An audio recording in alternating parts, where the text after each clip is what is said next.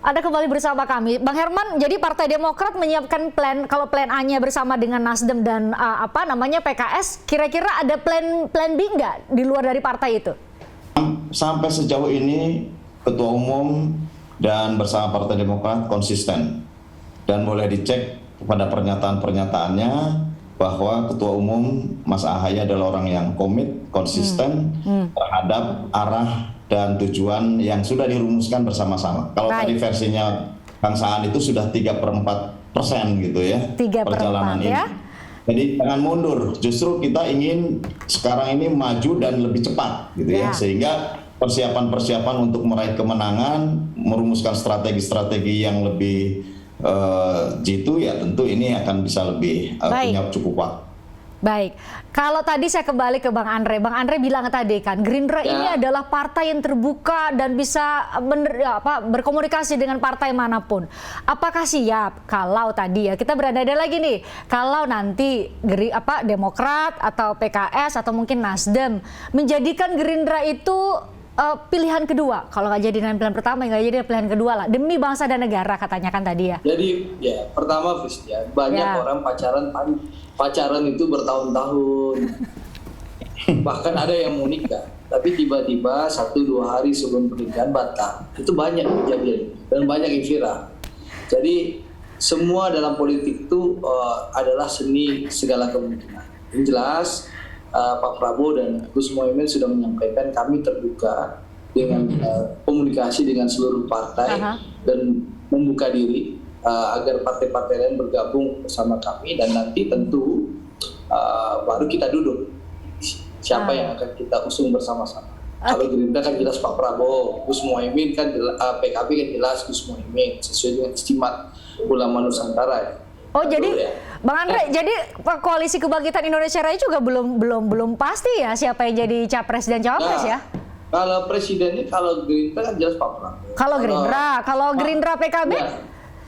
Ya, kalau PKB kan istimewa ulama Nusantara menyatakan bahwa mengusulkan Gus Muhaimin menjadi calon presiden atau calon wakil presiden. Oh, berarti belum deal juga nih, mirip juga nih dengan Koalisi Perubahan ini nasibnya kalau gitu ya? Nah, kalau kita alhamdulillah ya, makanya kita jauh selangkah lebih maju. Dalam hal? Kita sudah punya sekretariat bersama, makanya Gus, lalu kita sudah tanda tangan piagam kerjasama. Makanya Kang Hero tuh merindukan ingin seperti kita, segera tanda tangan. Lalu kalau kita sekber, beliau sekber gitu. Saya kira sekretaris perusahaan dengan Oh jadi kita tapi intinya gini lah, Christian, kami sekali lagi terbuka. Kalau memang Kang Hero nanti nggak berjodoh di sana, kita akan menyambut baik kedatangan Kang Hero bersama kami. Itulah intinya seperti saya tanya lagi kita bangun bersama-sama bangsa ini. Yang baik di zaman Pak Jokowi kita lanjutkan, yang kurang baik nanti tentu kita evaluasi dan kita perbaiki. Intinya apa? Negara ini butuh persatuan, negara ini tidak butuh polarisasi, tidak butuh benturan, tapi persatuan. Dan solusinya satu, Kang Hero, bahasa di Prabowo Subianto, tokoh pemersatu bangsa. Nah, Bang Herman, kalau ditanya ke Partai Demokrat sendiri punya handicap nggak kalau untuk bisa bergabung, kalau sekali lagi kalau tidak jodoh, kalau kata Bang Andre tadi, kalau tidak jodoh dengan Nasdem dan PKS, siap Gerindra menampung. Ya kalau ajakan ada aja, termasuk Mas Andre kan mengajak juga hari ini gitu ya.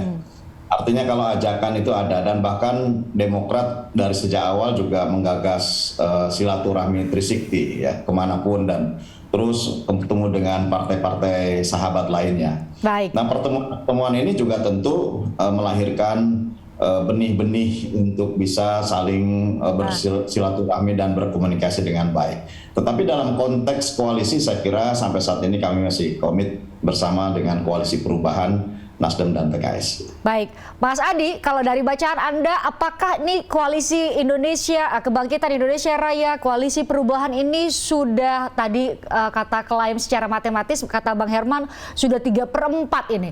Benar demikian menurut hitungan Anda atau benar-benar masih sangat cair?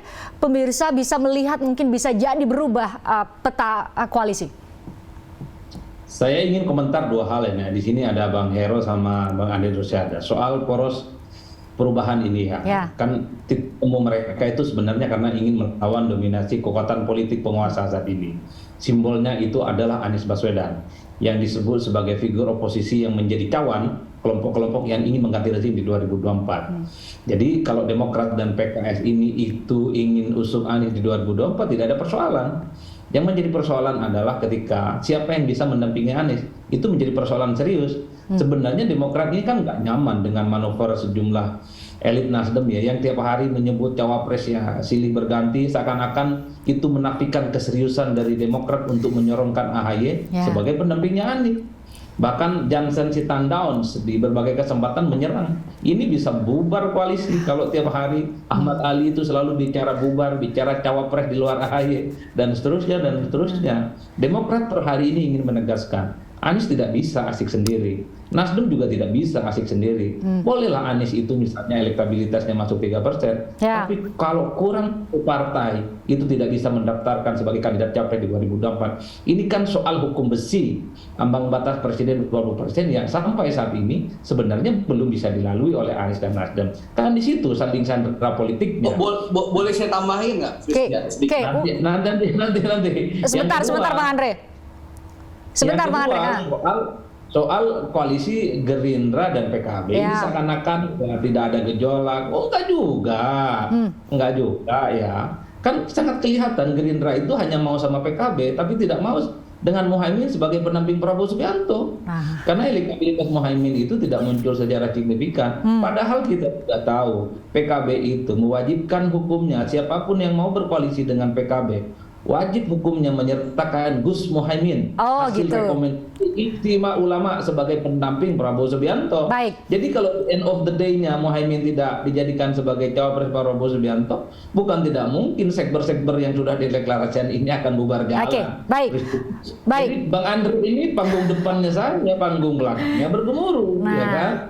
Nah, saya sudah habis durasi saya sebenarnya Bang Andre, tapi bagian saya closing statement nggak apa-apa lah buat Bang Andre. Kenapa mau bilang apa ke pemirsa? Ya, kalau bicara soal Gerindra PKB, alhamdulillah kita sangat solid. Kita selangkah lebih maju dari seluruh partai yang lain. Iya, tadi sudah disampaikan. Solid itu sulit loh. Ya, yang kedua, saya ingin sampaikan ini saja, sederhana kok dalam politik ini. Kalau memang tidak berjodoh di sana ya, mari bersama kami. Kita membuka diri. Jadi Kang Hero, intinya kalau di kami, Kang Hero bergabung bersama kami. Nanti Mas AHY dan Pak Prabowo dan Gus Muhaimin bersama-sama memutuskan, tidak akan ada ancam-mengancam itu. Bahkan nggak mungkin Andre Rosiade bilang saya nggak kenal tuh Herman Heron. Siapa tuh Herman Heron? Gitu. Nah, ini rayuan terbuka dari Gerindra ke Partai Demokrat ini disampaikan di obrolan malam. Siapa Andre Rosiade itu ya?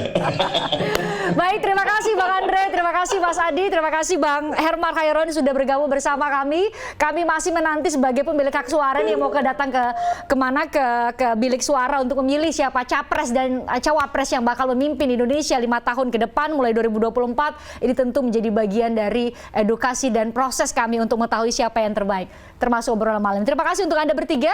Saya juga mengucapkan terima kasih untuk Anda pemirsa yang sudah menyaksikan kami hari Jumat, berarti saya tepat lah mengucapkan selamat berakhir pekan. Kita jumpa lagi Senin. Saya Christian Grich. Tertarik dengan diskusi saya dengan para narasumber? Saksikan obrolan malam dengan topik-topik menarik lainnya. Jangan lupa subscribe ya channel YouTube Berita 1. Like, komen, dan share video ini ya. Terima kasih.